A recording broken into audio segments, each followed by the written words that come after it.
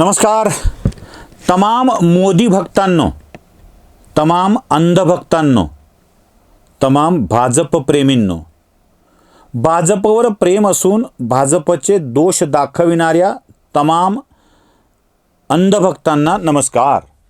आणि हा व्हिडिओ त्यांच्यासाठीच आहे. उगाच दुसऱ्यांनी मध्ये येऊन या व्हिडिओमध्ये काय बोललंय याची ऐकण्याची गरज नाही आहे. त्यांच्यासाठी मुद्दाम हा व्हिडिओ मी करतोय.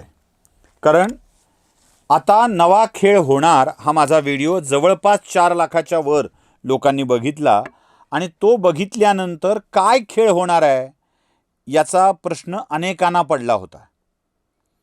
अनेकांच्या मनामध्ये प्रश्न होते की मोदींना पराभव स्वीकारावा लागला का? म्हणजे मोदींच्या 24 वर्षाच्या राजकीय प्रमुखपदाच्या कारकिर्दीत मोदींनी एकदाही अशी माघार घेतली नाही, म्हणून हे सिग्निफिकंट आहे असं म्हणणाऱ्या अनेक आमच्यासारख्या यूट्यूबर्यांनी बऱ्याच गोष्टी मांडल्या होत्या. त्याचं मला जरा तुम्हाला खुलासा करायचा आहे. अंधभक्तांच्या माझ्यासारख्या, मी त्यातच आहे म्हणून तुम्हाला सांगतो की त्यांच्या मनात एक शंका आहे आपल्या सगळ्यांच्या. ती शंका अशी आहे की मोदींचा पराभव झाला, मोदींनी दीपकेंचं ऐकलं, मोदींना दीपकेचं ऐकावं लागलं, आता काँग्रेस डोक्यावर बसणार, आता उबाठाला जोर चढणार, आता राज ठाकरे नको नको ते बोलणार, आता समाजवादी पार्टीत उत्तर प्रदेशात धिंगाणा घालणार, आता केजरीवाल नाकावर टिच्चून बसणार, छातीवर थैथयाट करणार.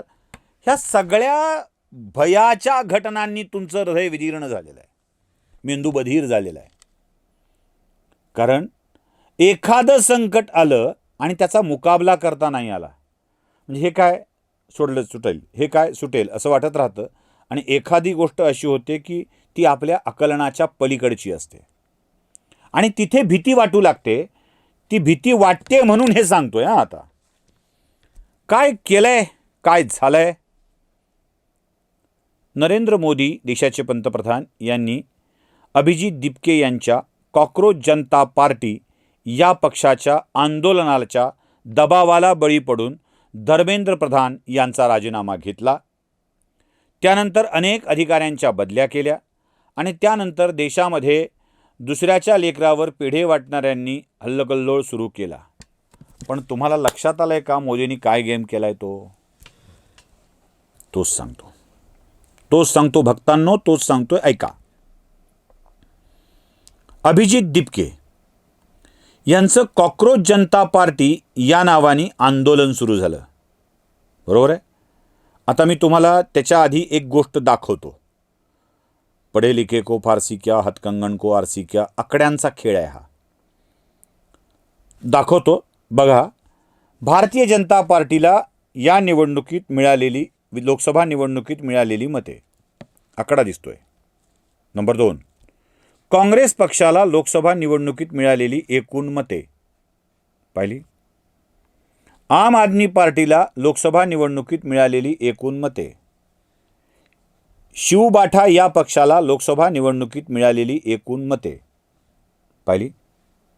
लोकसभा, विधानसभा, लोकसभा सर्वोच्च आहे म्हणून तुम्हाला मी ती दाखवली.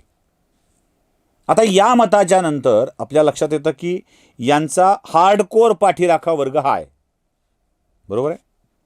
आता जरा थोडं सविस्तर बोलू. यांना मिळालेली ही मतं कोणाची आहेत? नो डाऊट मोदी विरोधकांची आहेत, नो डाऊट भाजप विरोधकांची आहेत. त्यात दलित चळवळ आहे, त्यात डाव्यांची चळवळ आहे, त्यात काही अर्बन नक्सलिस्ट आहेत. म्हणजे ही सगळी मतं त्याच्यामध्ये आहेत. म्हणजे डावी, दलित, मुस्लिम, अर्बन नक्सलिस्ट या सगळ्यांच्या मतांची गोळाबेरीज होते इथे, बरोबर आहे. हे सगळे जरी एकत्र केले, काही कोटी मतदान यांना सगळ्यांना मिळालेलं, अगदी ममता बॅनर्जी सहितचं सगळं एकत्रित केलं तरी मोदींची बरोबरी होत नव्हती.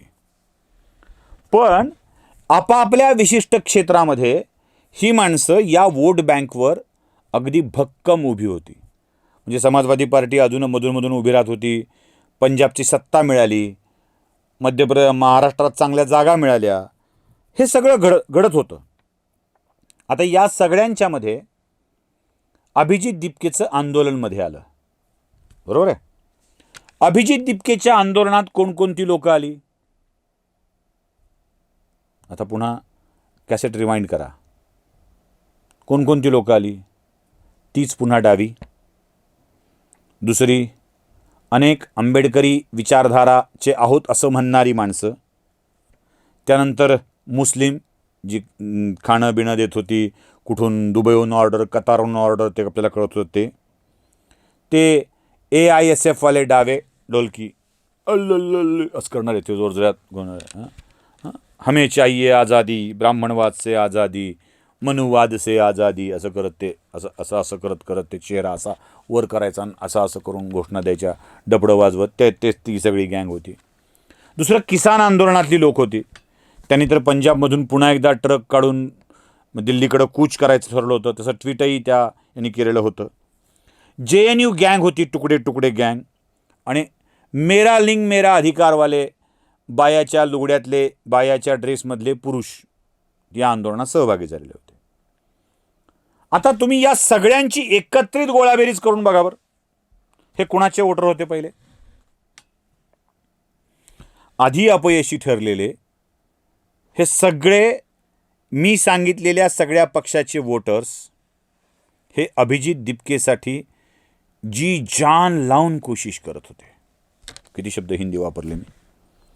मन लावून प्रयत्न करत होते, जीव लावून प्रयत्न करत होते. ठीक आहे ना, हे मराठी. आता या सगळ्यांचा नेता कोण झालाय? तर अभिजित दिपके.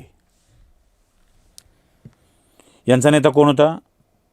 यांचे नेते उद्धव ठाकरे, यांचा नेता अरविंद केजरीवाल, यांचा नेता राहुल गांधी. महाराष्ट्रात विचार करायचा झाला तर यांच्यापैकी काहींचा नेता प्रकाश आंबेडकर, यांच्यापैकी काहीचा नेता अजून कोणी. आता काय झालं? मोदींना शिव्या घालणाऱ्या पण आपला नेता योग्य नाही असे म्हणणाऱ्या, याच्यात दमच नाही असं म्हणणाऱ्या माणसांना एक दमदार पर्याय तयार झाला, अभिजित दिपके. उदाहरण दाखवू, डेमो दिखाऊ, उदाहरण दाखवू. आपले मास्तर, त्यांनी माणिकराव ठाकरेंची इज्जत काढली आणि दिल्लीत व्हिडिओ करून काँग्रेसची इज्जत काढली. 2-4 वाक्य ऐकवतो, ऐका. काय म्हणणं एक आहे का, इंडिया अलायन्सचे खासदार मेले होते का? ठीक आहे, आणि तो काँग्रेस गेला चुलीत, मला काही लेनदेन नाही. ठीक आहे. काल राहुल गांधी जर त्या स्टेजवर आले असते आणि म्हणलं असतं का मी उद्या 100-150 खासदार घेऊन येतो, तर यायची अवकात नव्हती लाठीचार्ज करायची.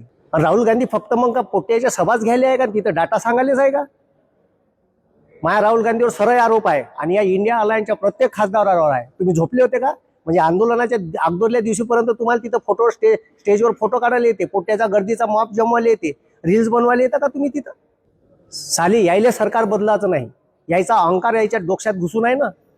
अरे मोदीची सत्ता पलटवायची होती तर आज बदलली असती सत्ता. आज वेळ होता, आज बंद्या भारतातून लोक आले होते. थू आहे तुमच्या खासदाराच्या जिंदगानीवर, साल्यो मराज साले. पाहिलं? मग ते रविराज साबळे असतील की अजून कोणी असेल, यांना एक नवा नेता मिळाला ज्याचं समर्थन करता येऊ शकेल, तो म्हणजे अभिजित दिपके.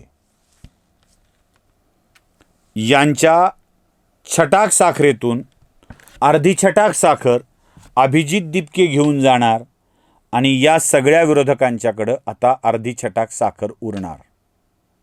मोदींनी अभिजित दिपकेच्या मागण्या मान्य करून एक नवा भागीदार त्यांच्या वोट बँकेमध्ये जोडला आहे, हे लक्षात घ्या.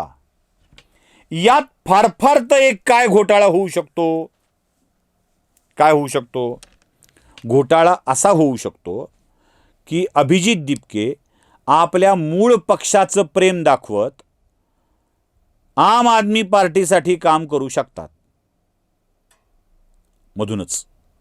म्हणजे असं वाटलंच त्यांना, कारण आता अभिजित दिपके एक नेतृत्व तयार झाल्यावर 2-4 खासदार, वेगवेगळ्या राज्यात आमदार अशी निवडून आणण्याची क्षमता झाल्यावर दिपके केजरीवालांना ठेंगा दाखवायला कमी करणार नाहीत, हे लक्षात घ्या. पण तरीही दिपके आपल्या ह्याच्यावर ठाम राहिले तर केजरीवालांची थोडीशी बाजू भक्कम होऊ शकते, बाकीच्यांची वाट लागेल हे लक्षात ठेवा. आणि युतीबिती केली तरीही मतांची संख्या माणसं तीच आहेत, तेवढीच आहे. त्याच्या पलीकडं भाजपचा मतदार अस्वस्थ झालाय, पण तो भाजप सोडतोय असं नाही. तो भाजपला शिव्या घालील पण मतदान करा सोडेल असं नाही. आता मोदींनी या सगळ्या वोट बँकेत नवा भागीदार जोडलाय आणि तो भागीदार यांच्या एकूण वोट बँकेची वाट लावणार आहे. ये तर खेळ सुरुवात आहे. आगे आगे देखो और क्या खेला होता है. नमस्कार.